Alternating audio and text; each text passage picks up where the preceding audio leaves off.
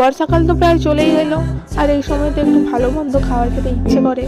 আমারও খেতে ইচ্ছে করেছিল ফ্রাইড রাইস আর চিলি চিকেন। আমার কাছে তো বেস্ট কম্বিনেশান লাগে, ফ্রাইড রাইস আর চিলি চিকেনের সাথে ভালোই যায়।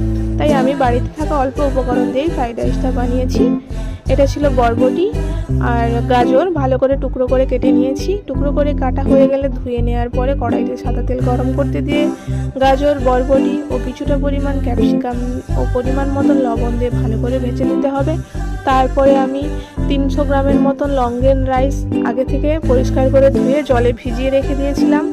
ওটা ভেজানো হয়ে গেলে কড়াইতে জল গরম করতে দিয়ে ওই ভিজিয়ে রাখা চাল ও কিছুটা লবণ ও 1-2 সিপির মতন ভিনিগার দিয়েছি, যাতে চালটা একটু সাদা থপথপে দেখায়।